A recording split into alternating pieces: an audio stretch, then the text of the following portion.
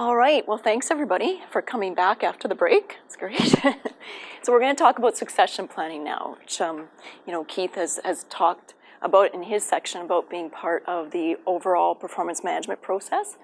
And I'm going to try, my experience, I've worked more for bigger companies, but I want to really emphasize where you, working for smaller companies or your own company where you're small but growing, some things that you can take away and incorporate in your work. So that's my goal for today, and also is to see if this thing works properly. This might take a while. But first of all, so what is it? So what is succession planning? So this for me is the biggest point. That's why I skipped the first point. Went to, no, the second point's the biggest point.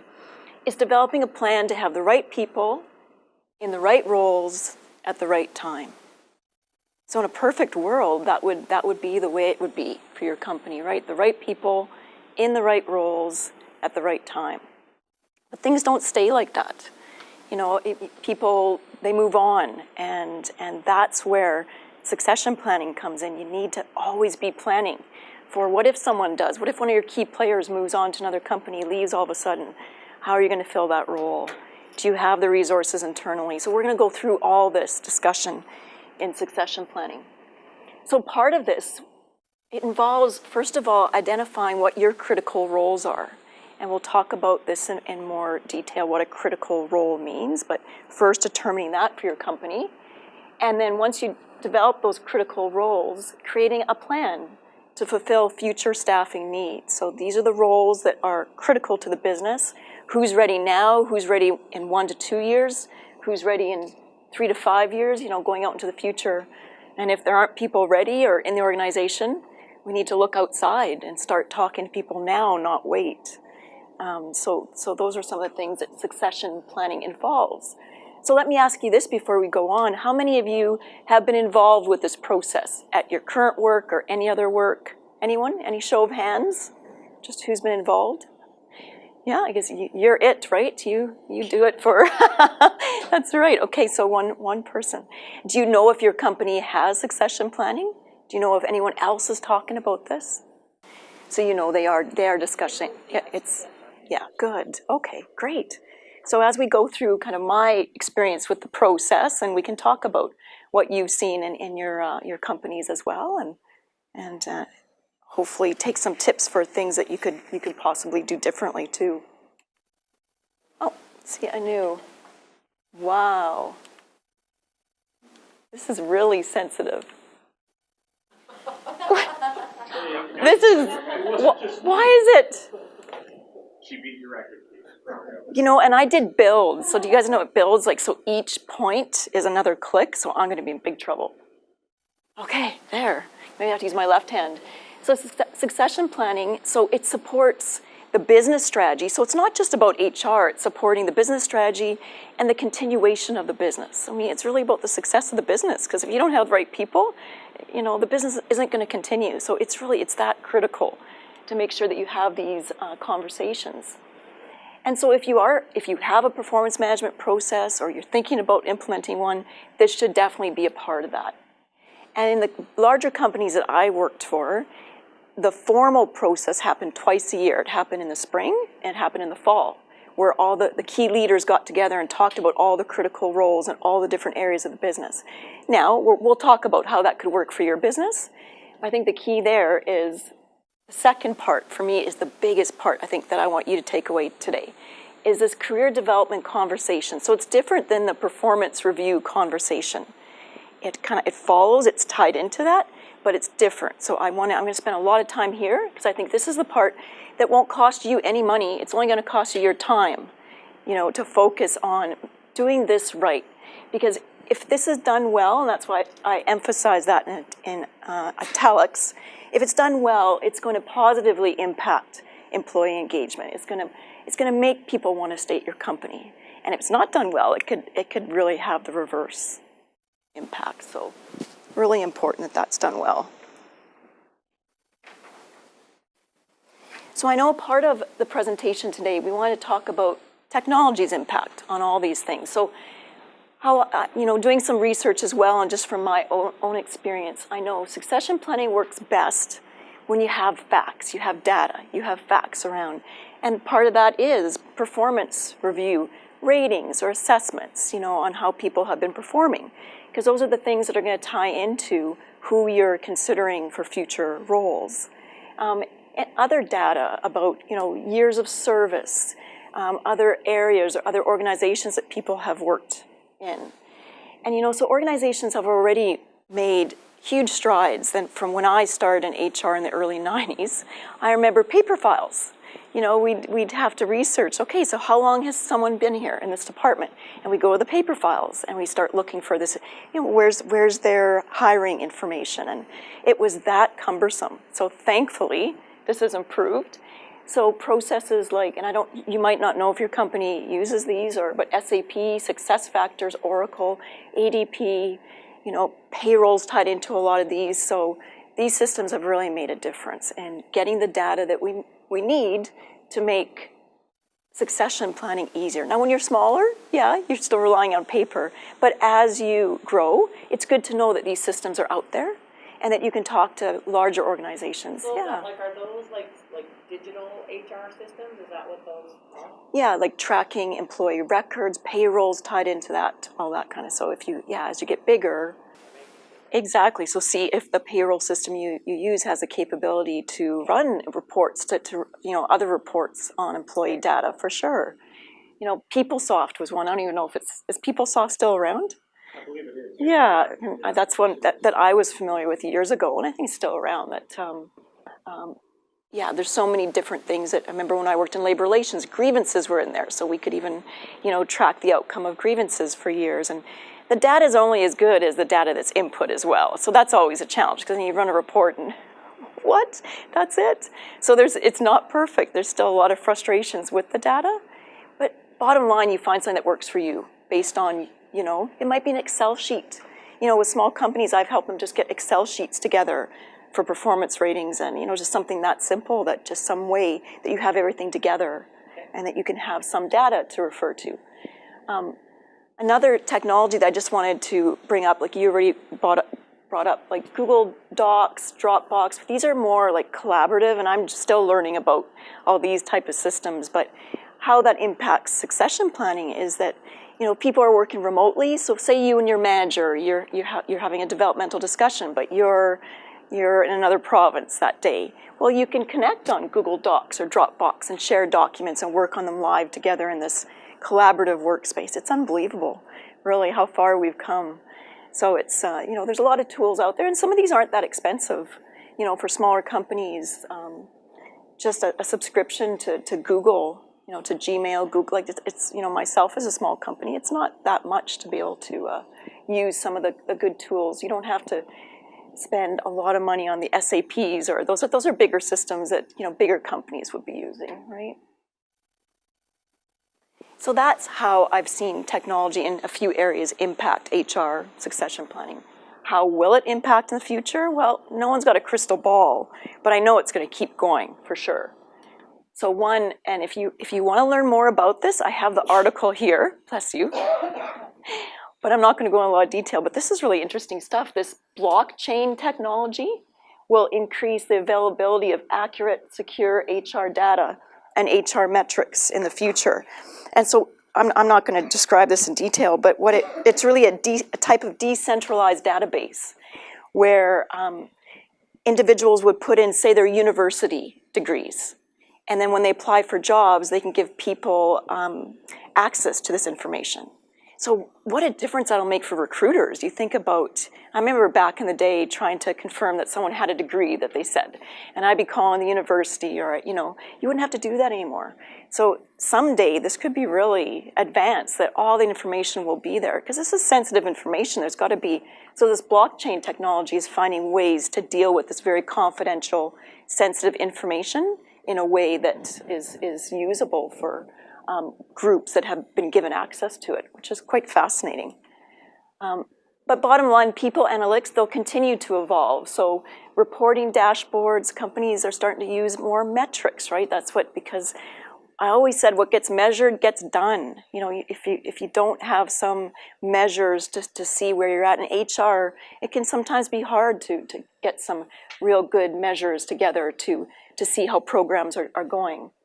Predictive models, I guess predicting turnover, those kind of things, there could be more of that in the future too. So those are some areas that I see technology still evolving. And you know, from when I started in HR, it's come a long way just in that time. So the next was a visual that I created, because I'm a visual person. I wanted to see, okay, so how does succession planning tie into all these other areas? So it's really connected to so many areas of the business. So I started at the top, I brought that up earlier, strategic business planning. So in the business planning process, you know, talking about what the company needs to be successful, well, that's going to involve the people that will make the company successful and the roles that you're going to need. So that ties into succession planning. And then you get into workforce planning. So identifying those critical roles to the business and staffing those, again, ties into the succession planning is going to help you develop that more long-term plan, not just the immediate plan for, okay, let's fill this role today and we're good to go. You have to have that ongoing plan. Performance management process, that's where, you know, once you set the goals and you see how people are performing, you see who would be good to fill other roles in the company. And then that feeds into development plans as well, because from succession planning, you know, John Smith might be the next superintendent. However, we need to get him some training in this area. So that's going to be developed through the performance management process, added to the development plans, and then contribute to the discussion and succession planning. So they're all tied as well, training and development, what type of courses you need to send people to or to fill some of the gaps that you identify in succession planning. And then recruiting, of course, for the right people. Where you find that there's gaps, there might not be anyone to fill that 1 to 2 year, you know, down the road for someone that's currently in a critical role. So I know, you know, HR professionals, and when I was hiring as part of my job, I was always talking to people, even if there wasn't an opening. It's great to always, you know, if resumes come in or someone wants to talk to you, why not, you know, just continually keep talking to people to see if they're interested, if there would be a fit, so that if something does happen, you're not starting fresh. I know it's hard to find that time, but as the opportunities come up, it's always good to just keep looking for people that would be good for your organization. So what this emphasizes too is that succession planning, it's not a one-time event. It shouldn't just happen once for your company and then you're good. You can continue on with all the other parts. It's ongoing. It's ongoing all the time. So, and you know, you determine for your business what works to kind of formalize it, to actually focus some time on looking at the overall plan, but it's really important that it continues to be ongoing. So the process. So I like to break it down into kind of steps. These are just from my experience, what I believe the process to be. And that's sort of the agenda for the rest of the presentation. So the first step, to figure out what works best for you. Commit to a process for your organization. That might take the first year to see what works, but first step is to say, yes, I'm going to do this. This is important. I'm going to find some time. I'm going to ask my partner in the business or the leadership team to focus time on this. There has to be that commitment, or it's never going to happen. And then once you get that commitment, then you look at your current organizational structure. So, you know, dig into that, see what are those critical roles, and then talk about what's the future going to possibly look like. Do we foresee the need to hire in a different area that we don't have right now? You know, those kind of conversations are a very important part of it as well. And with that, you would create an initial succession analysis for the critical roles. And when we get into step 3 here, I'm going to hand out a tool that's just something that you could use to get that conversation going. Step 4, and I said earlier, this is where I want to spend most of the time because I think it's just critical. Engage in these career development conversations with employees. This is where you are having the conversations about what employees want to do. Maybe they want to progress to be promoted to higher levels. Maybe they're very happy where they're at. Maybe they don't want to move. Maybe they want to stay here. You won't know any of this until you talk to them. And if you don't have this information, again, succession planning won't be accurate because you won't know where your people stand, what's important to them, what they want to do, and so forth. So it's absolutely critical. And then once you get that data, that feedback from those conversations, you review and revise that initial succession analysis. So I think that's going through all these steps for the first time would really help you set up your process. And then you can decide how many times a year should I go through this? What's the best for my company? So let's go through each. Oh, sorry, I forgot the last one, ongoing follow-up and support. So as leaders, you take what you learned and you commit to ongoing follow-up and supporting the process. So first step, commit to a process for your organization. Again, if the leaders don't see this as important, it's not going to happen. So if this is something, yes, this is important, we're going to focus some time on it, you make that happen. And then you have to hold others accountable to do the same, right? So as the leadership team, the people reporting to you, if they have people reporting to them, it's all, you all have to see it as being important. Otherwise, it's not going to be successful at all.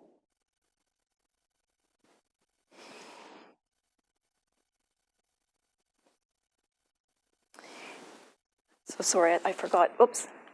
There we go again. There's one more point I wanted to make here. Yeah, so one way to, so how do you hold people accountable? Sorry, what would be a way that you would hold people accountable to see this as important? How could you hold leaders accountable to make succession planning or these steps happen?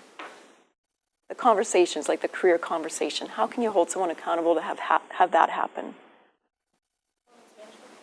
Exactly, make it a objective. So how do you make it happen? Make it an objective. And I've had people kind of struggle with that. I have to make that as an objective. I worked for big companies that was a clear objective on their performance review. And that really ties into, Keith talked about companies, there's the what and the how. The what, as a leader, you're responsible to develop people. Well, how are you going to do that? You talk to them. You have weekly or bi-weekly one-to-one meetings. That's how. And you put that right as an objective. We'll conduct weekly one-to-one meetings with direct reports, and then make it smart, make it more specific than that. But so that's really key. That's how you hold people accountable to make this happen. Because again, some people are naturally strong leaders, or something that they really believe in developing on their own. Others need to have, maybe some goals in place to make it happen. So we're going to talk more about this as we get into that step. So I already mentioned critical role. How do you define a critical role? And then in this review, you're also looking at skills, so critical skills needed. And that's part of the discussion, right? As you're discussing these roles, what skills, unique skills are needed? Or are there gaps as well? Or what does the future look like? Is there a skill there that might be required in the future that maybe we don't have today? And that's where some of the training needs come up as well. And then step 3 is to create an initial succession analysis for critical roles. So I had one tool. I just want to hand this out now, Chris, if you don't mind handing it out to everybody, because it'll take me too long. And this is just, we're not going to do an exercise on this or anything. It's just a tool for you to, start brainstorming for your own company about what roles you want to think about, who might be able to fill those roles. Sorry, there. Okay, there. So this is essentially, let me get the sheet so I can refer to it well. Keep one for yourself. I did keep one, actually. Yeah, I remembered to take one. So the horizontal axis, you would list the role or the title that you define as a critical role, so front desk manager, physio, those are the roles. And then going down the vertical axis, you would start to think about, so who's ready now? Who do I have in the organization that could go into that role between now and 12 months from now? So 0 to 12 months. Or who would be ready in 1 to 2 years? Someone that might need a little bit more experience, training, 1 to 2 years. Or how about 3 to 5 years? And if you just do that exercise on your own, you'd quickly see, okay, we don't have people for this particular role and so forth. But this is sort of the beginning of what a succession analysis would look like. And as your company, if it's big enough that you have several leaders that you would get together and have this discussion collectively, And, you know, it's then you're gaining insights from, you know, other areas as well and incorporating, because with a bigger company, you've got people, you know, they might be currently working in operations, but there might be someone in finance who could move into an operations role. You've got those cross functional developmental conversations that come into play in a bigger company, or between different locations as well. If you've got more than one location, you know, there might be someone at one location that could do work at another. So there's all those things. So this is just a little tool to help you start thinking about that. So like I said, most of my experience has been with bigger companies, but I worked with one company.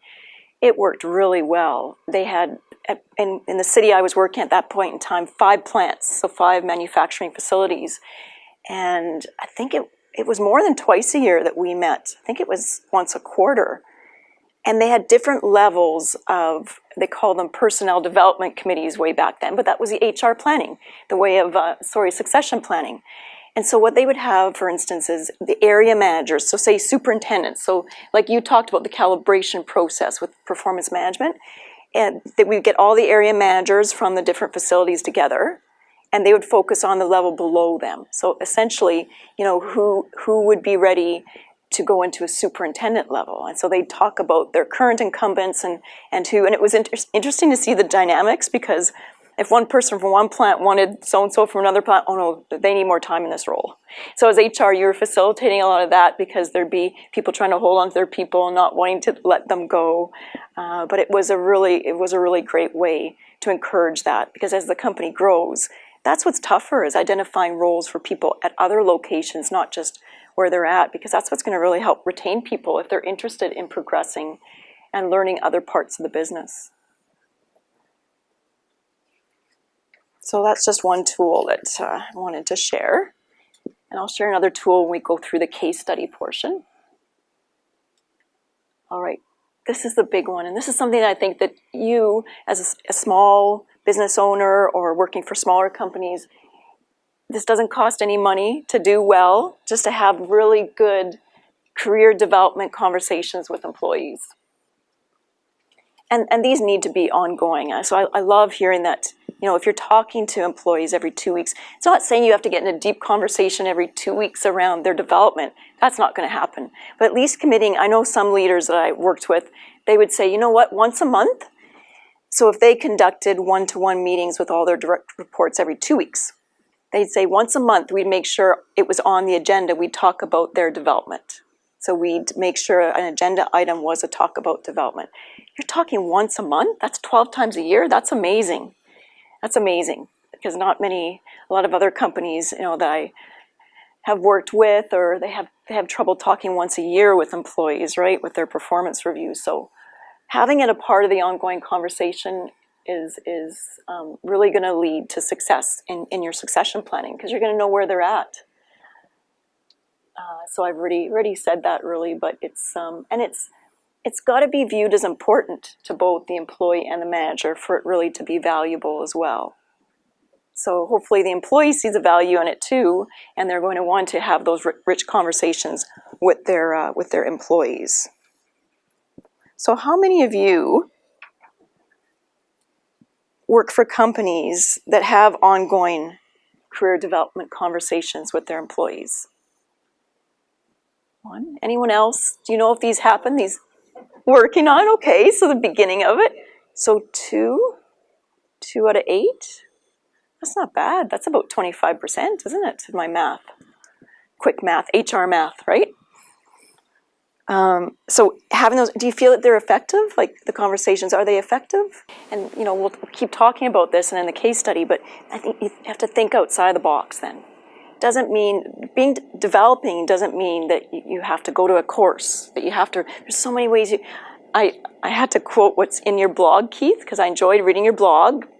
Talent Pool did Keith's blog, or interviewed Keith, and it was last Friday. Mine is coming up this Friday, that was published. And you said be a student of the business, is that how you put it? Student of the business. You know, just think of yourself as a student of the business. Learn as much as you can about the business.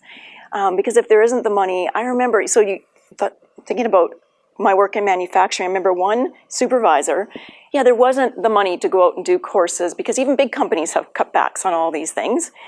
she decided, and it was a female supervisor, which was awesome because there weren't that many back then, I'm going to learn everything I can about the engine line. I'm going to learn every job.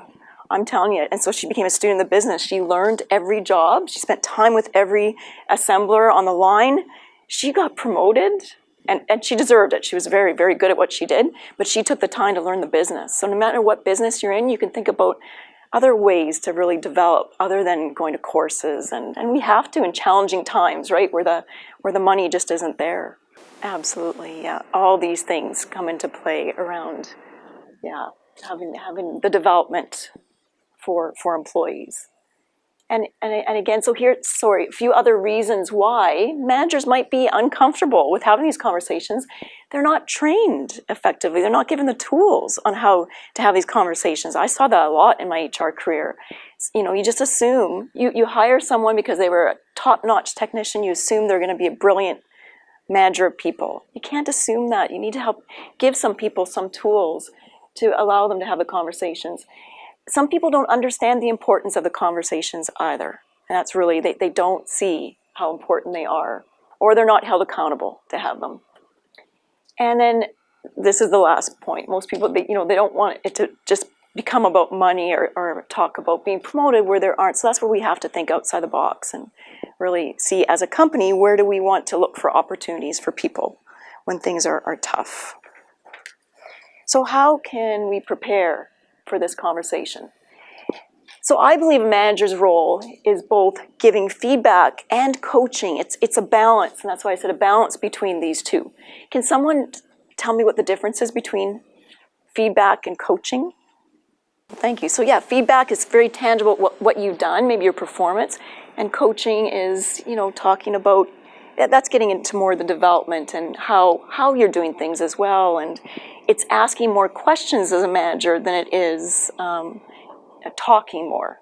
And that's why a manager, they might think, oh, I have to give only feedback. No, it's a real balance. So the pressure's not all on you as a manager in these conversations. It's to ask open-ended questions so that your employee can also, add their input to the conversation. And so it's really important that the employee be prepared for these type of developmental conversations too, because as a manager, you say, so what would you like to focus on today? It's a great coaching question. It's very open, leaving it open to the employee to decide. Well, if they haven't given it any thought, they're going to be a deer in headlights, so I'm fine with whatever you want to talk about. The employee really has to own part of their development as well. All great examples of how, you can have these conversations. People want to be heard, right? And by you asking them for their feedback, their opinions, and actually doing something about it, implementing. You can't implement everything. Companies have employee suggestion programs. You can't implement everything when you're bigger, but some of the things can work, and really hearing them, and that's so important. So good for you, the great culture and the success that you're creating from it. So, sorry, there. This clicker is going to be the end of me. So, tips for providing effective feedback, just really quickly. So you're providing observations and facts. That's what feedback is, right? It's providing facts on what someone has done, what their performance has been. You're balancing between positive and constructive because you want to appreciate and bring forward, highlight the success that they've had. And if there's areas where they could develop, not be afraid to talk about that too. And feedback should always be timely. What did I say in labor relations? One of my favorite saying was, like, discipline is a form of feedback to consequences. Discipline delayed is discipline denied. And feedback any kind of feedback is kind of the same. If you delay it too long, you all forget the facts of what happened, so it's not as meaningful if you wait. So having these ongoing conversations, again, that's another argument to have them more frequently than just once a year, because it's going to be timely. It should be specific, sincere, and something that maybe someone can action on. If they did something really well and you're giving them feedback, they'll know they want to do more of that. If it's an area that they can improve, making it clear and brainstorming with them where they can improve. So those kind of things. And this is a big one. focusing on the behavior or the performance, not the person. So not making it personal. It's more, it's in the situation, this is what we did, how could we do things differently next time? So you're not focusing on the person, their personality, it's the behavior, it's the performance. That's really important in feedback too.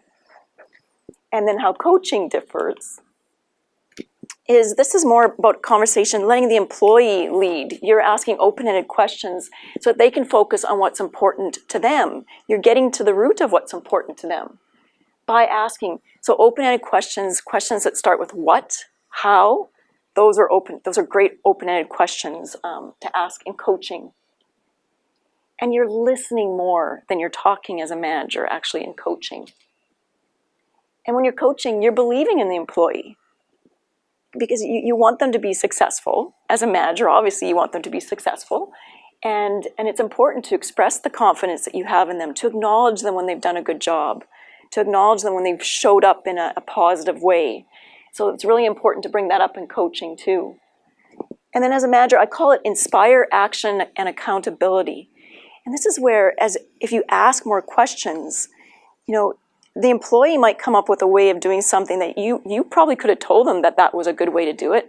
But if they can come up with it on their own, they're going to be inspired to really be held accountable to follow through with that. So by asking more questions rather than telling them what to do, that can be a really powerful way to develop them. And then as a leader, this is so important to end the conversation with, how can I support you ongoing with this, and commit to it. I always had leaders in their one-to-one meetings. We would have a one-pager. I would come in with my agenda. They'd add things as well. But we'd always have commitments, things that I was going to follow up on, things that my manager was going to follow up on to support me. And she would write that down too. So at the next meeting, we would remember and we would follow up on things and hold each other accountable for supporting one another. So that really was effective for me. Okay, so I think we already mentioned some of these, but it's this conversation and employees' development, it's not the manager's responsibility solely. Way back in the day, employees used to believe that. It's really the employee's responsibility. They own their development. And the manager's there to support it, but they really own it. So managers should not feel that burden that they're there to support. But the employee needs to identify as well what areas they want to focus on. And a manager is really a mentor as well, mentoring them, with what they've done in the past or helping in that way too, and coaching. And again, both employee and manager, they have to see the importance in this, because where I've seen this fall apart is when one or the other. It's not always a manager. Manager's too busy to have these conversations. The employee might cancel a number of one-to-one meetings because they're too busy. Well, that's where the manager has to emphasize the importance of it to make sure that the time is found. That hour that you have once a week, every 2 weeks, whatever you decide, it's invaluable for giving focus and clarity and letting the person know they're supported and heard, and all these things come out in these conversations. You can see I'm passionate about this, and this is why I want to spend so much time on this. But this is key to succession planning. If you don't have this conversation, if you don't have this conversation done well, you're not going to have the information to know who can fill which roles or where your gaps are. You won't have any of that if you don't have this. So see, yeah, you're both finding the value in these conversations, which is great. Yeah, thank you. And getting the time signal here, that's good. So I'm going to summarize this section, and then we just have the last few sections to summarize too. So effective career development conversations, obviously, I think made that point, will lead to better succession plans in the end. And it's important that all parties stress the importance of having these conversations. Leaders that aren't comfortable with this kind of thing, provide them with some coaching, some guidelines, some support in how to have an effective conversation. And then hold leaders accountable to conduct them. If this is important as a company, make sure it happens. And I found this quote that I really like: the best leaders talk with people, not at them. And this is a great book. If any of you are interested in having these kind of conversations, it's called Fierce Conversations. So I recommend, this is one of on my coaching list of books to read. Sorry, so the last two steps we'll go through quickly. So once you get all this information from the career development conversation, then you go back and you review and revise that initial succession analysis where you looked at your critical roles and who might be ready. And then you're incorporating all this feedback, all this great information that you've gained from all these rich conversations that you've had. And what a better succession analysis you're going to have after having all these conversations. And then if you decide that succession planning, okay, formally I want to focus on this process of going through each of the roles twice a year, then in the end, there's always going to be follow-ups, right? There's going to be, as leaders, there's going to be conversations that, well, you know, this person, I think they'd be really good for this role, but that didn't come up in our conversations. Well, go back and have the conversation. Those are the type of follow-ups that I mean. So it's going to be ongoing. This is going to keep going. It's not a one-time, and there's always going to be follow-ups in between.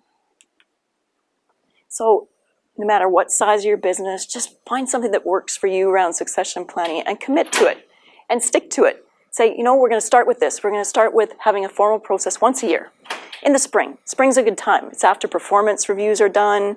It's before you might do a bunch of hiring, whatever works for you, and just stick to it. And then focus on finding the time to have these conversations with the employees. Again, whatever time frequency works for you, whether it be, you know, bi-weekly, once a month, if there's too many employees that report to you. And then decide, you know, again, at least twice a year is what ideally, but whatever works for you, just to make the process live. Now, my case study portion won't take as long because we've got half an hour left here. So the case study portion for this is built on what Keith already went through with you guys. Great. Okay, great. Thank you for that. Thank you. Okay, so the case study is short, like I said, and we're building on the information. So it's the same employee. We're talking about the same employee. So we don't have to reread that part. This is part 2. And you don't have 20 minutes because it's not going to take you 20 minutes. So we're going to take, 10 minutes. Same groups as before. So the 4 of you could go together and then this table together. I want you to talk about John again.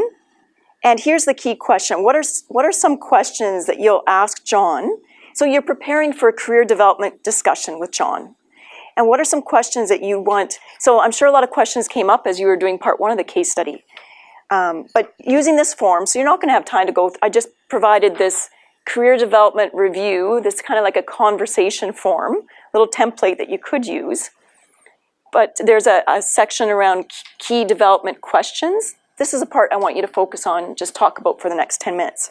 So what are some questions that you'll ask John during the career development discussion to further your understanding of his career development aspirations? So create 5 or 6 questions together around, remember, open-ended questions. You want John to talk.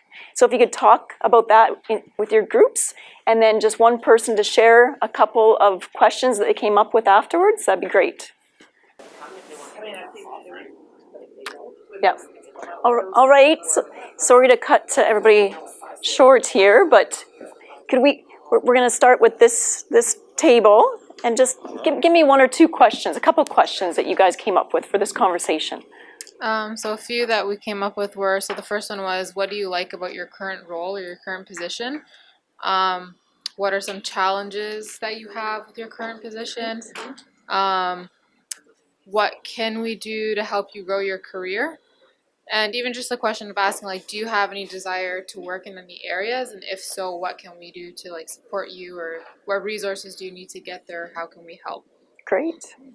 Very good. So asking for their feedback in a lot of areas of how they're feeling about their job. And great. Who's going to be the spokesperson here? Great. So one was a good suggestion, but it was just to ask how they are doing. How is their life in general, which might lead to other things That's right. that can reflect back on their performance. What are your aspirations with the company? What are some of your successes in the past 6 months or 3 months, however often you're meeting with them? Suggestions to improve things for them, so you're giving them the opportunity to give you feedback. Are you happy with your current job? Kind of like open-ended questions that can lead to more of a conversation rather than directing. And what are your current challenges? So very good. So are you happy with your current job? That could be like a yes or no. So what do you like about your current job? What do you like about exactly. it? Yeah, to leave it open and That's good. You got one. Or what do you not like about keep like it you said? positive, yeah. Keep it positive, yeah, very good. Right, yeah, always focus on the positive, right, how you can make it better. And well, thank you so much, everyone, for your participation.